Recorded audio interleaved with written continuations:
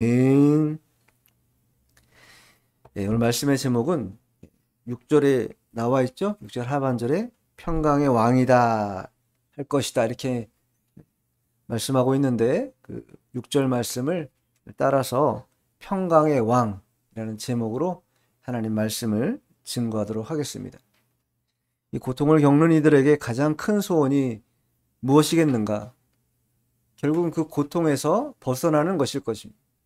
질병 가운데 놓인 자들이라면 질병에서 해방되기를 간절히 바라고 원할 것이고, 또 경제적으로 너무 어렵고 힘이 들어서 그 고통을 계속 쌓아가고 있다고 하면 그 경제적인 도움의 손길을 통해서 그 고통의 일순간이나마 잠들기를 원하는 것이 사람들의 일반적인 마음일 것입니다.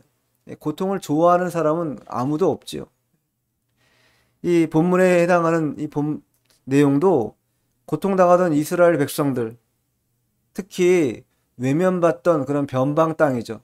이스라엘의 북방에 있는 스불론 땅과 납달리 땅, 아무도 찾지 않고 누구도 손 내밀지 않는 그런 척박한 땅, 그 땅에서 살아가는 많은 사람들은 외침 가운데, 고통 가운데 살아갔습니다.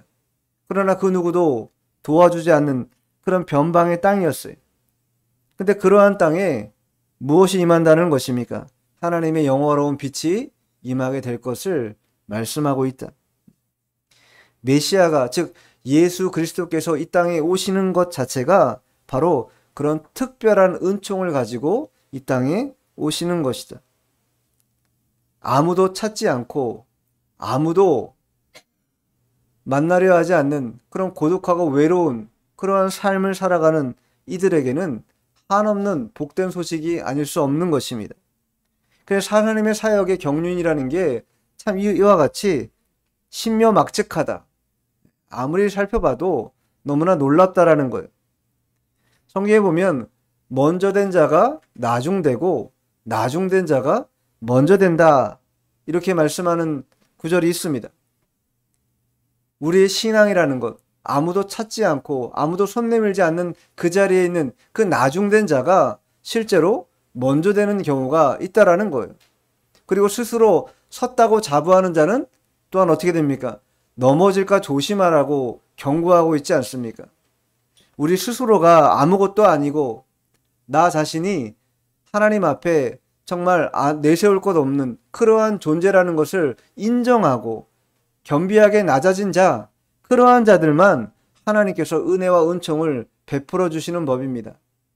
교만하고 내 마음에 높음이 있고 세상적으로 부족함이 없어 고개를 뻣뻣이 세우고도 아무런 부끄러움이 없다고 말하는 그런 사람들에게는 하나님의 은혜가 임하지 않는다. 어떤 면에서 보면 복음이라는 것은 가난한 자들에게 찾아온 것이다. 그래서 팔복의 첫 번째 내용이 무엇입니까? 심령이 가난한 자에게 복이 있다. 복이 있다.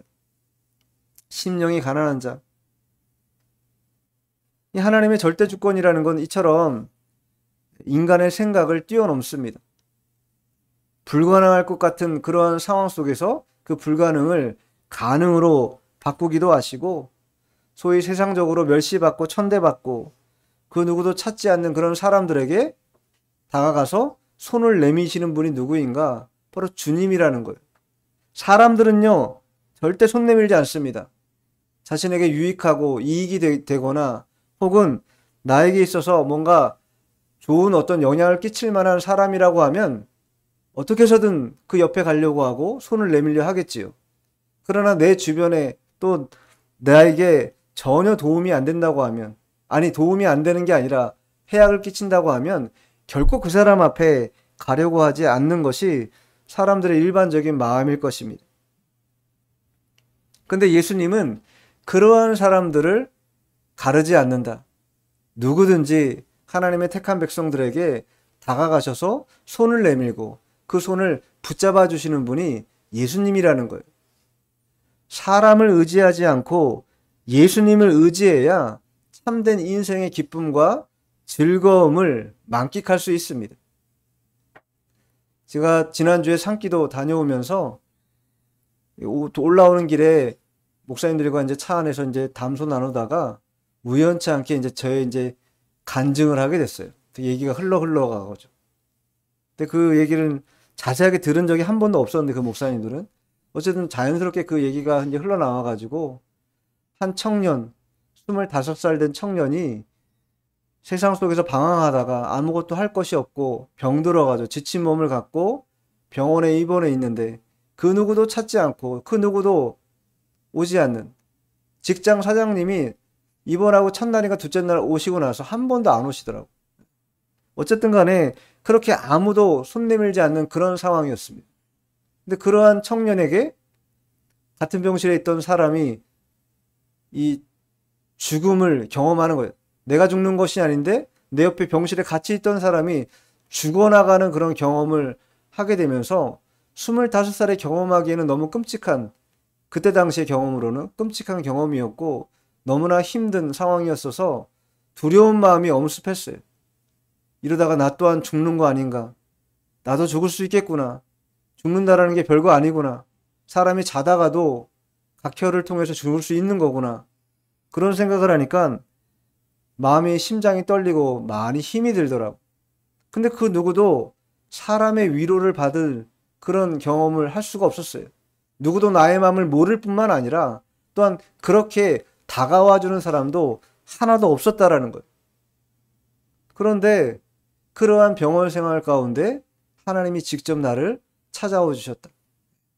불쌍하고 가련한 인생, 어떠한 사람도 손 내밀지 않는 그 인생에게 찾아와 주셔가지고 내 손을 꽉 붙잡아 주시고 내가 사랑하는 아들이라고 말씀하시는 그 마음을 내가 받고 난 이후에 아, 인생이라는 게 참된 기쁨이 있구나. 참된 즐거움이 있구나. 소망이라는 게 무엇인지 알게 되고 세상의 일락을 따라서 그동안 살아왔던 모든 관영한 죄악들이 얼마나 비통하고 얼마나 죄악된 것인지 그때서야 비로소 깨닫게 되면서 그것을 청산하고 하나님이 원하시는 방법과 뜻을 따라 살아가는 것, 그것이야말로 나의 나머지 인생을 아버지께 드리는 것이다. 이렇게 각오하며 지냈던 그 병원 생활. 그런 은혜가 있다라는 거예요. 사람들은 위로할 수 없습니다. 주님만이 참된 위로를 주실 수 있어요. 그 주님이 오신 날이 바로 오늘이라는 거예요. 그리고 이제껏 그 이후로 목회하면서 살아가는 모든 과정 속에서 힘을 공급받고 얻는 것 또한 바로 그 주님의 은혜를 따라서 힘을 공급받고 얻고 이제껏 살아가는 것입니다. 그 고린도전서에 보면요, 십자가의 도가 멸망하는 자들에게는 미련하게 보인다 이렇게 말해요. 그러나 구원을 받은 자들에게는 하나님의 능력이다 이렇게 말씀하고 있습니다. 세상 사람들이 볼 때 십자가의 도가 미련하게 보여. 교회 나가면 밥이 있냐, 떡이 있냐, 뭐가 나오냐. 결국은 너가 열심히 일해서 번 돈 교회에 다 갖다 바치고 목사에게 갖다 바치고 그렇게 폄하하면서 미련한 일이라고 사람들이 손가락질하는 그러한 교회와 복음에 대해서 하나님은 그 사람들이 그렇게 폄하하고 나쁘게 봐도 그렇지 않다라는 거예요. 구원을 받는 자들에게는 하나님의 능력이 그 복음 안에 있다. 분명히 말씀하고 있어요. 우리가 다 그 복음을 받은 자들입니다.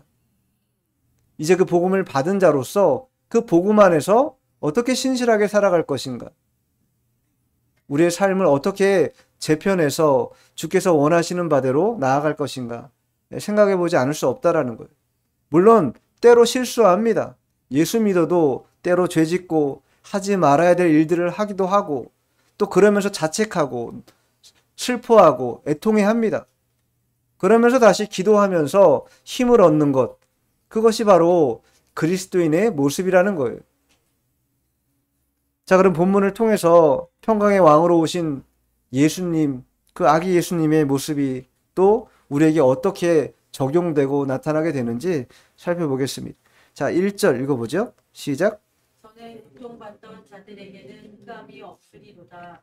옛때에는 여호와께서 스불론 땅과 납달리 땅이 멸시를 당하게 하셨더니 후에는 해변길과 요단 저쪽 이방의 갈릴리를 영화롭게 하셨느니라. 전에 고통받던 자들에게, 전에 고통받던 자들, 고통받던 자들이 도울 자가 없는 매우 답답한 상황에 처해 있는, 또 숨이 막혀서 너무 고통스러운 그런 사람들을 뜻하는 것이, 실제로 스불론 땅과 납달리 땅이 그랬습니다. 북방에 있기 때문에 그 변경에 있는 사람들의 괴로움이라는 건요, 이루 말할 수 없어요.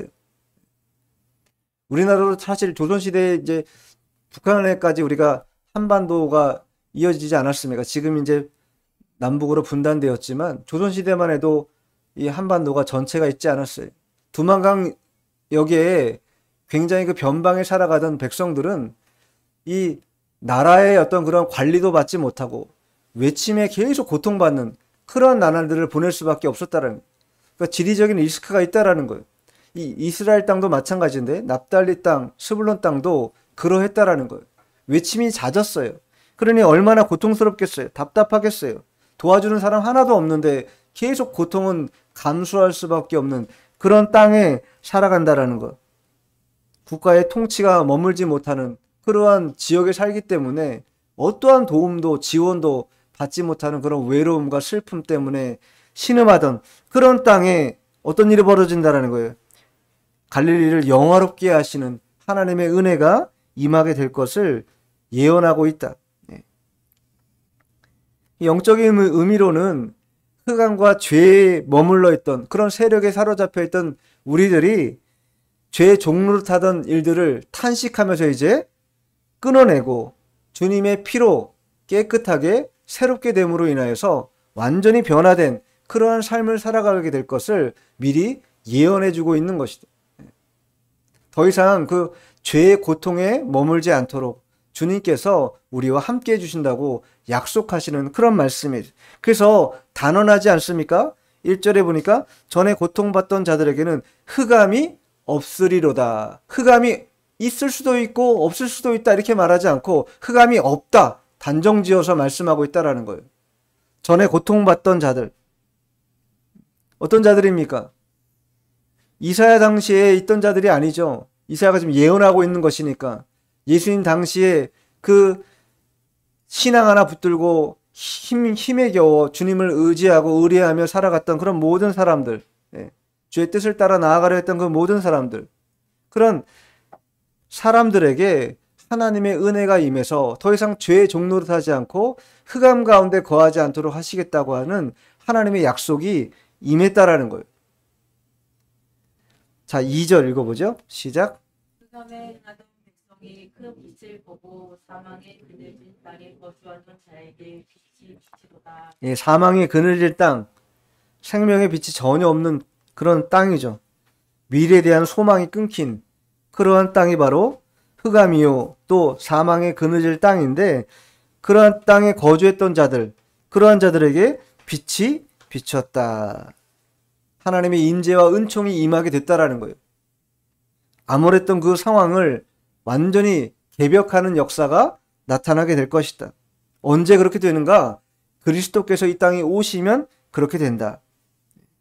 우리 모두는 죄 가운데 신음하는 그런 암울한 상태에 있는, 어둠 가운데 있는 그런 자들이었는데 빛이 비춰지면 이렇게 바뀐다라는 거예요. 완전히 바뀐다라는 거예요. 그리고 이 말씀은 예수님께서 실제 이제 마태복음에 보면요, 이제 인용해서 사용하십니다. 자, 마태복음 한번 찾아볼까요? 4장 16, 17. 마태복음 4장 16, 17.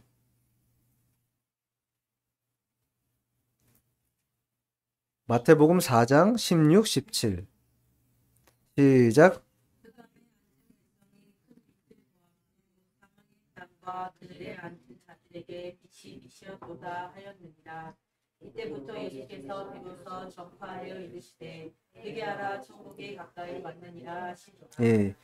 흑암에 앉은 백성이 큰 빛을 보았다. 빛이 빛이었다. 큰 빛은요, 예수 그리스도를 지칭하는 것이죠.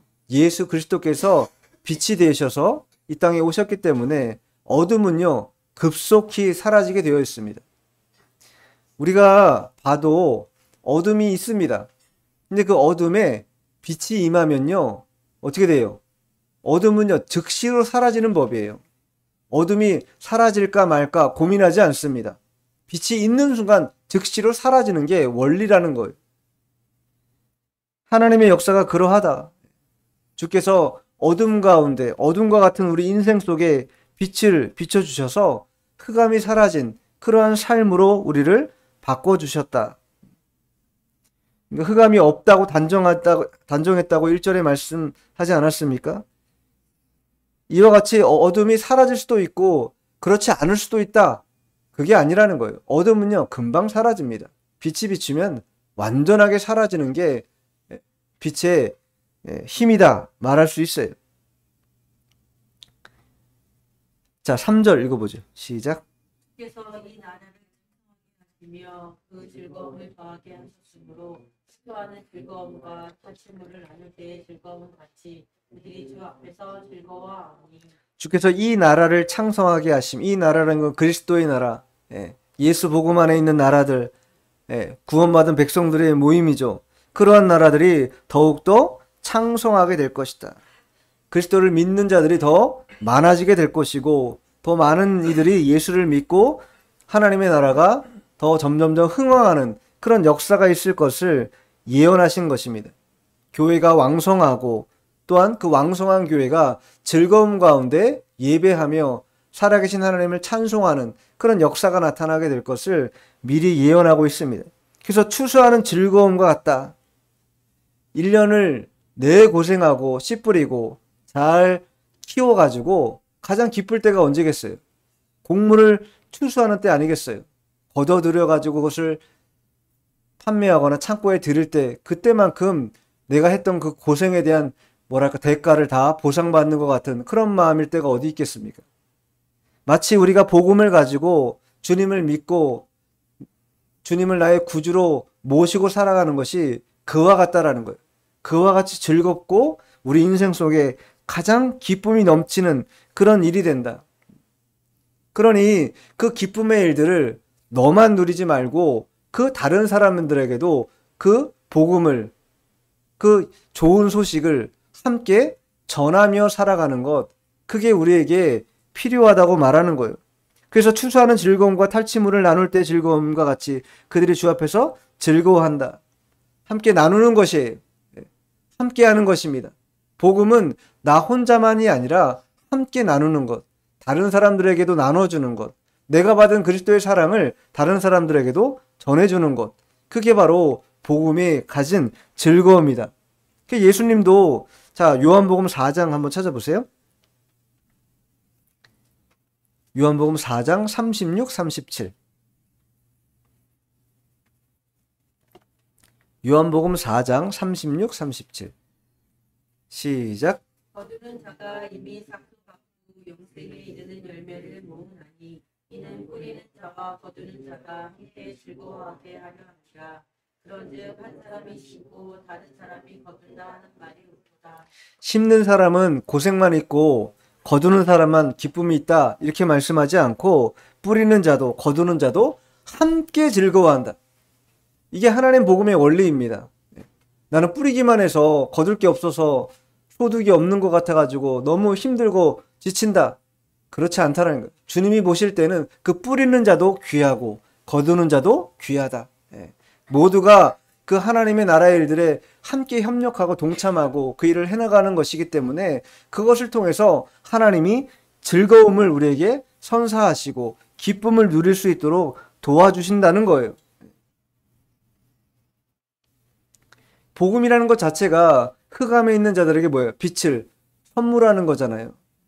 나를 선물하는 게 아니라 빛을 선물하는 것. 빛 대신 예수님을 선물하는 거예요. 그 예수님을 한번 만나보시라고 소개해 드리는 것. 그게 바로 복음을 전하는 일이고 그 전하는 일이야말로 즐거움과 기쁨이 된다라는 거예요. 왜냐하면 그 일은요, 생명을 살리는 길이기 때문에 그래요. 우리가 의사가 아니기 때문에 의사가 이 생물학적인 몸을 살리는 그런 경험을 우리가 해본 적이 없기 때문에 잘 모르지만 우리는요, 영적으로는요, 살리는 자들입니다. 복음을 전해서 한 영혼이 살아나는 것.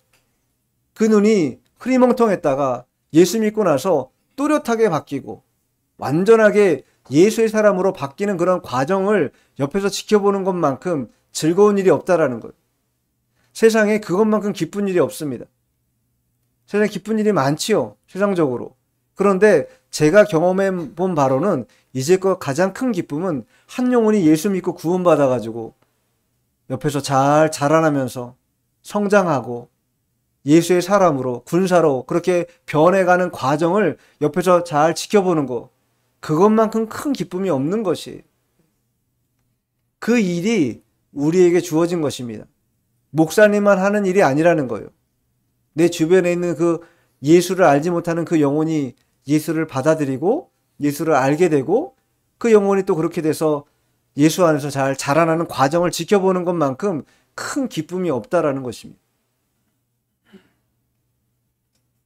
자, 4절, 본문 4절 읽겠습니다. 시작. 이는 그들이 무겁게 맨 멍에와 그들의 어깨의 채찍과 그 앞에서의 막대기를 주께서 꺾으시되 미디안의 날과 같이 하셨음이니이다. 예, 3절이 즐겁다, 즐거움을 우리에게 선사한다 이렇게 말씀하고 있는데 그 즐거움의 이유를 우리에게 설명해 주고 있어요. 왜냐하면 우리가 다 무겁게 멍에를 메고 있다. 어깨에 채찍이 있고 또 여러 가지 압제자의 막대기가 있는데 그런 상황 속에서 허덕이는 그런 삶을 살다가 이제 주님을 통하여서 자유와 해방을 경험하는 일을 우리가 맛보게 됐다라는 거예요. 그러니 얼마나 즐거운 일인가. 그러니까 불가능한 일, 정말 할 수 없는 일들을 하나님께서 우리에게 때로는 선사해 주셔가지고 그 일들이 나타나는 역사가 있게 한다라는 거예요. 그 비유로 오늘 4절 하반절에 뭐라고 써있습니까? 미디안의 날과 같이 하셨다. 그 즐거움을 미디안의 날과 같이 하셨다라는 거예요. 미디안의 날이 무슨 날입니까? 사사기 6장, 7장, 8장에 보면 기드온과 300용사가 나와요. 그때 대적했던 자들이 누구입니까? 이스라엘 백성들과 싸웠던, 전쟁을 했던 나라가 바로 미디안이라는 거예요. 근데 그 미디안의 군사가 얼마나 됐습니까? 13만 5천 명이나 됐어요. 13만 5천 명.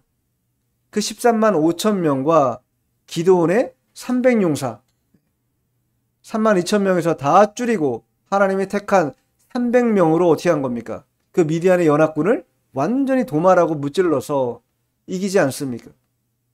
그런 놀라운 이적과 같은 경험, 그런 경험이 있을 때 우리 속에서 차오르는 그런 즐거움과 기쁨이 얼마나 크겠어요.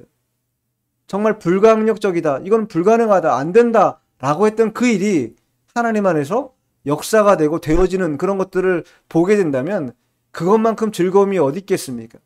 근데 실제로 미디안의 날에 그런 일이 있었던 것처럼 너희들에게도 그런 역사가 나타나게 된다라는 거예요. 무겁게 맨 멍에를 다 부수고 그들의 어깨에 있던 채찍과 압제자의 막대기가 다 사라지는, 자유를 경험하는, 온전한 해방을 경험하는 역사가 너희들 삶에 나타나게 된다라는 거예요. 우리가 다 어느 정도 차이는 있겠으나 이 삶의 무게에 짓눌리는 그런 경험을 다 하게 됩니다. 누구나 다 그렇습니다. 그러나 그러한 삶의 무게에 짓눌리는 것, 그것만 계속하는 사람이 있는가 반면에 그런 상황 속에서도 주님이 우리를 안보하시고 또 우리를 이끌어 가시고 인도하신다고 하는 그 믿음이 있는 사람과는 완전히 결이 다르다라는 거예요. 믿음이 있는 사람과 믿음이 없는 사람의 차이가 거기에서 가름된다 볼 수 있어요. 그러니 참된 즐거움이라는 게 무엇이겠습니까? 속죄의 복음을 믿을 때 가능하다. 믿을 때.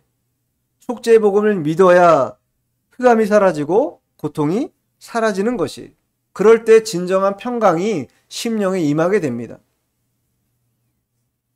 뿐만 아니라 그러한 복음이 들어와서 내 심령에 즐거움이 차오르면 그것이 점점 차오르다가 어떻게 됩니까? 그것이 흘러 넘쳐가지고 다른 사람들에게도 이 복음이 전달되도록 하는 것, 전하는 것에 기쁨이 있어요.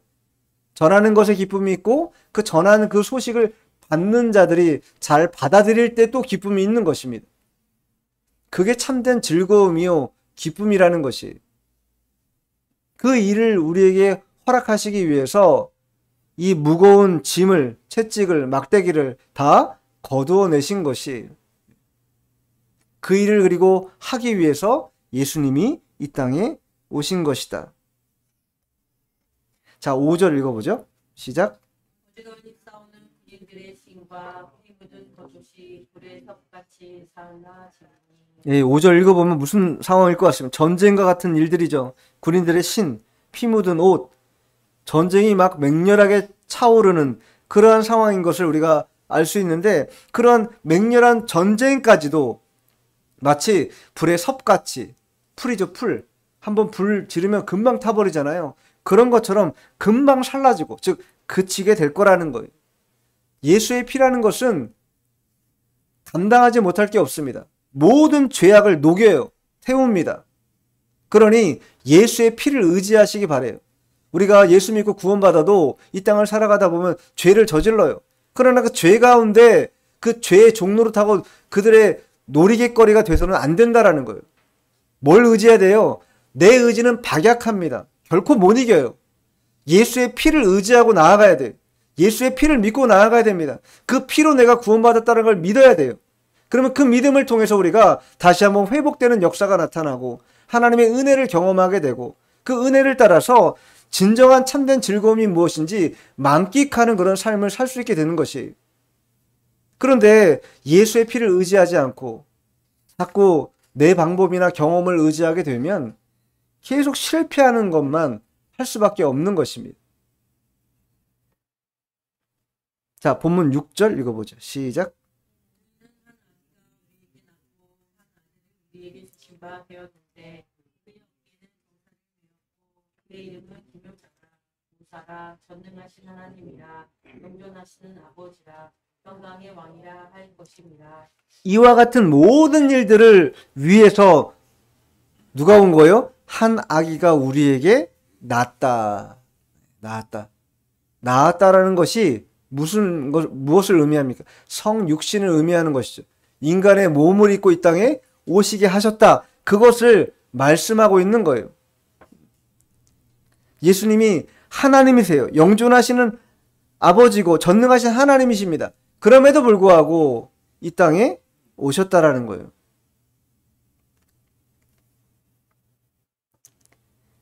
그러니까 1, 2절에는 흑암에 처한 자들에게 빛이 있을 것을 예언했다면 또한 3절로 5절까지는 전쟁과 압제가 이제 종식된다. 희락이 있다. 그것이 임하게 될 것을 예언했습니다. 이제 6절로 7절까지 그 빛과 희락을 누가 가져오시는가? 바로 메시아이신 예수 그리스도께서 빛과 희락을 갖고 오신다. 그리고 그분은 평강의 왕으로 이 땅에 오신다. 분명하게 예언해주고 있어요. 정사라는 게 무엇이에요? 정사는 정치에 관한 일입니다. 정치라는 것은 주권, 또 통치권 이런 것들이 있는 것이죠. 주님께서 그 주권과 통치권을 가지고 하나님 나라의 역사를 이 땅에서 행하게 하실 것이다. 네. 분명히 하나님의 천국 열쇠를 다윗에게 맡기셨다 말씀하셨는데, 자, 이사에서 우리 지금 9장 보고 있는데 22장 한번 찾아볼게요. 22장 21절 22절 이사야 22장 21, 22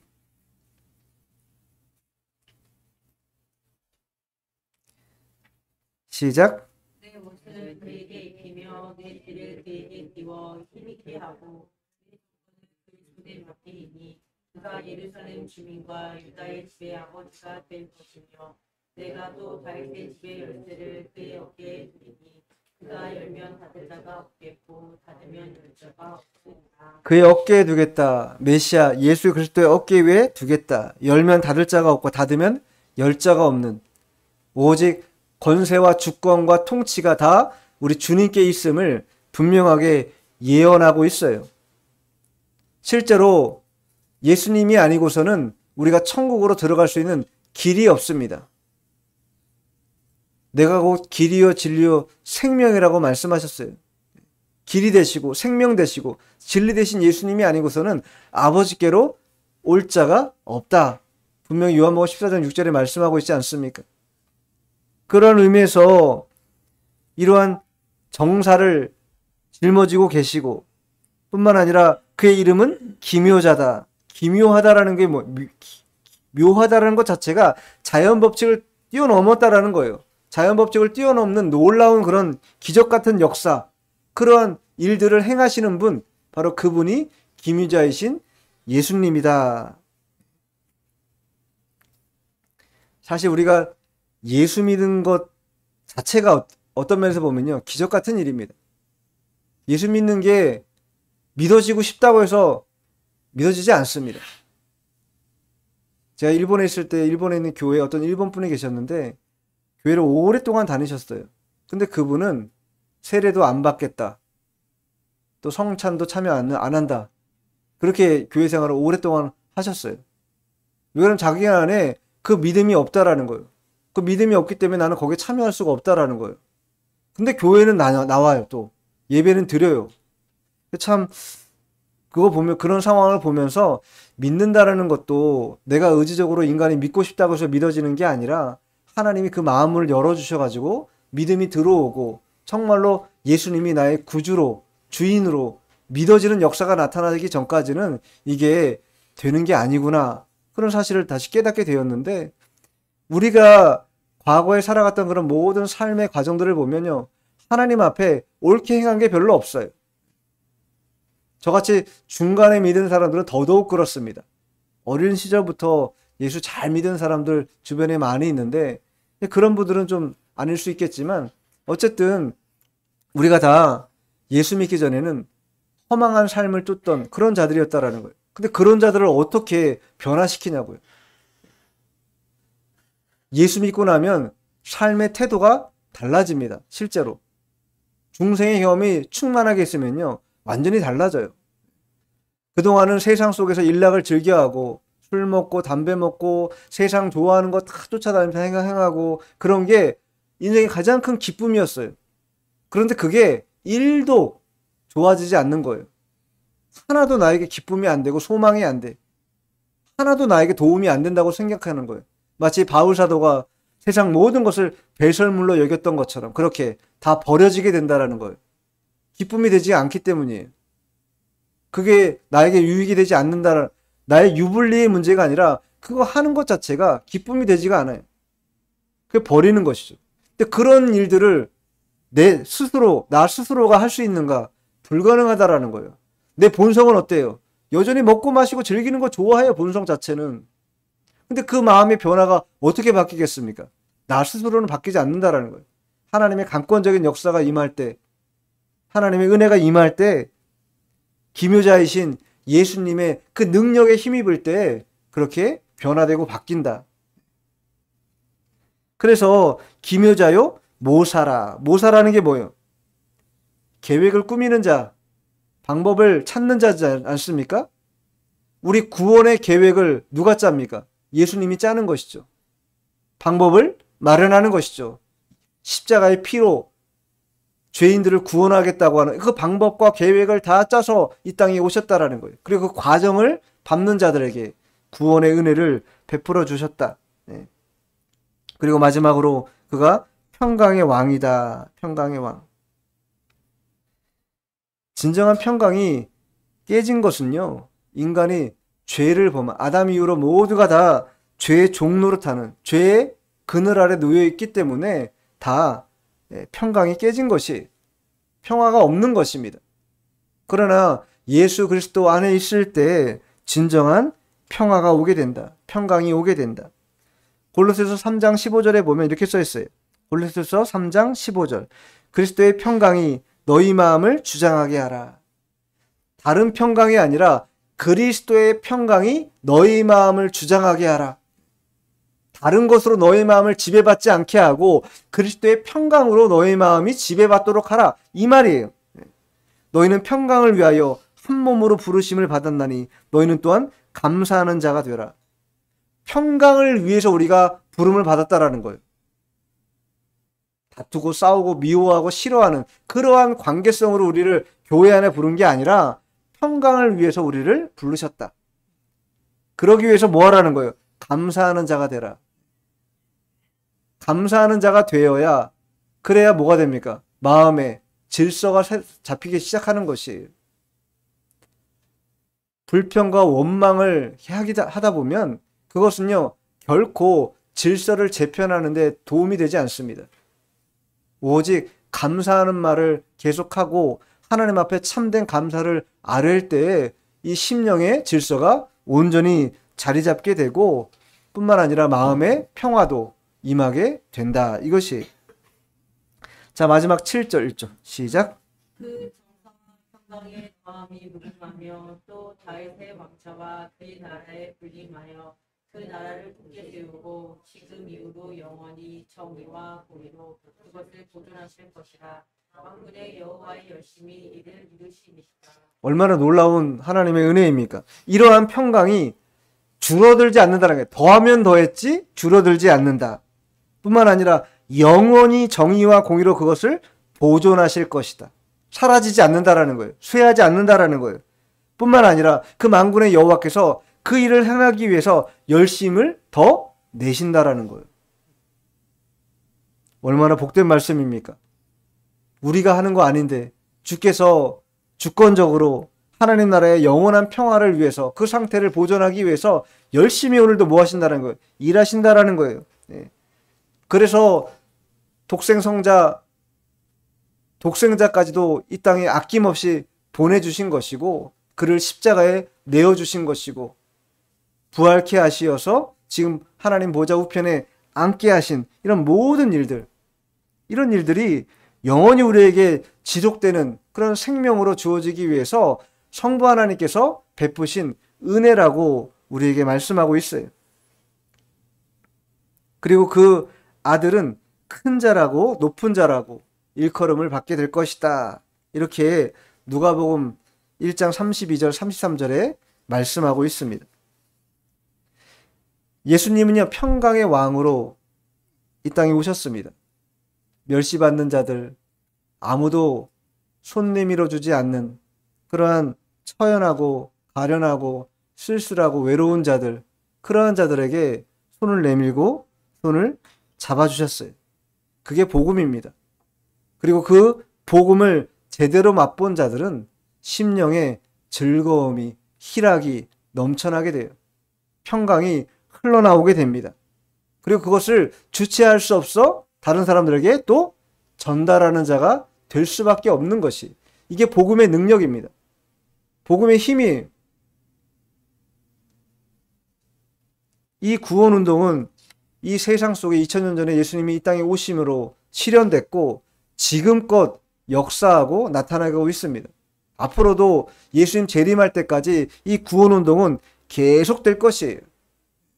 우리는 그러한 구원운동에 쓰임받는 그런 일꾼들이 되어야 할 것이고, 무엇보다도 내 속에 있는 그 복음의 즐거움을 만끽해야 뭐 해야겠어요? 다른 사람에게 복음을 전할 수 있겠지요.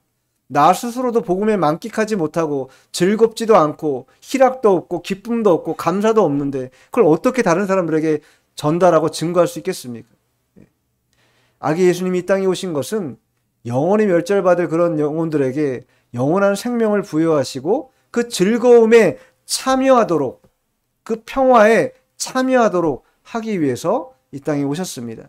이 성탄절을 우리가 그러한 관점에서 기억하고 나 스스로가 하나님 앞에 그러한 기쁨과 즐거움을 만끽하며 신앙을 영위하고 있는가 돌이켜봐야 될 것이고, 주변에 있는 사람들에게도 이 복음, 구주 예수 그리스도를 온전히 증거하는 그런 믿음 있는 삶이 되어야 될 것입니다. 기도하겠습니다. 하나님 아버지,